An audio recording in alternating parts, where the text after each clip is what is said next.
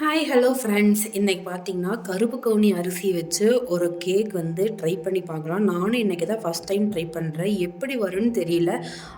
நம்ம மைதா அது இதுன்னு போட்டு கேக் பண்ணி குழந்தைகளுக்கு தர்றதுக்கு இந்த மாதிரி ஹெல்த்தியாக பண்ணால் கொஞ்சம் சுமாராக இருந்தாலும் பரவாயில்ல. பட் ஆனால் ஹெல்த்தியாக இருக்குன்னு மனசுக்கு ஒரு நிம்மதி கிடைக்கும். ஸோ அதனால் எங்கள் பாப்பாவுக்காக இன்றைக்கி நான் கருப்பு கவுனி அரிசி வச்சு ஒரு கேக் ரெடி பண்ணலான்னு பண்ணிகிட்ருக்கேன்.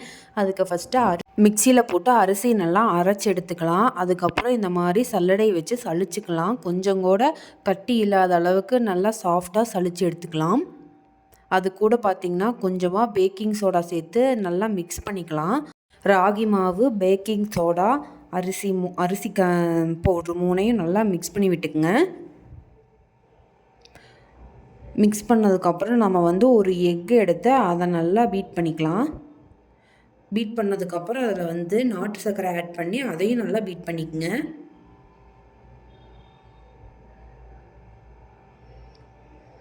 அதுக்கப்புறம் டபுள் பாயில்ட் மெத்தடில் அடியில் ஒரு பாத்திரத்தில் சுடுதண்ணி ஊற்றி வச்சுட்டு மேலே ஒரு வெறும் பாத்திரத்தை வச்சு அதில் பட்டரும் டார்க் சாக்லேட் கொஞ்சம் எடுத்து ரெண்டையும் நல்லா மெல்ட் ஆகிற வரைக்கும் விட்டுருங்க.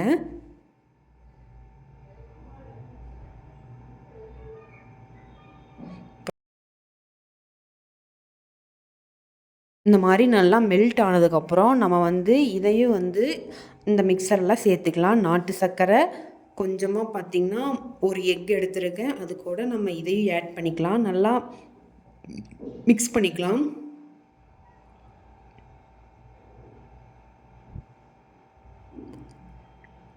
எப்படி வரும்னு தெரியல.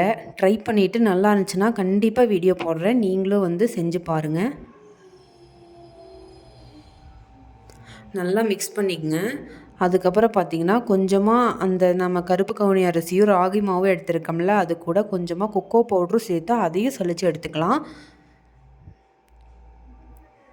இதில் நம்ம 2 டைம் சேர்த்துக்கலாம். ஒரே டைமில் சேர்த்தோம்னா கட்டி கட்டி ஆயிரும். ஸோ ஃபஸ்ட்டு ஆஃப் போட்டுட்டு நல்லா மிக்ஸ் பண்ணிக்கலாம். நல்லா மிக்ஸ் ஆனதுக்கப்புறம் செகண்ட் ஆஃப் நம்ம சேர்த்துக்கலாம்.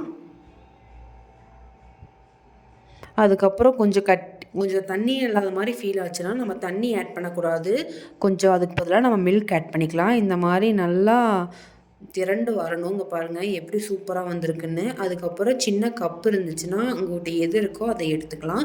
இந்த மாதிரி நம்ம பட்டர் அந்த கப்பில் ஆட் பண்ணிவிட்டு அதில் நம்மளோட மிக்சரை ஆட் பண்ணிக்கலாம்.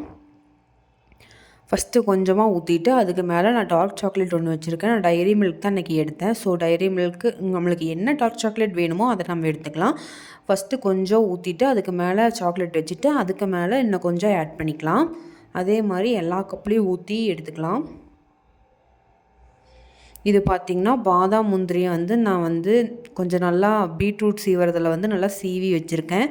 ஸோ அதையும் இது மேலே ஆட் பண்ணிக்கலாம்.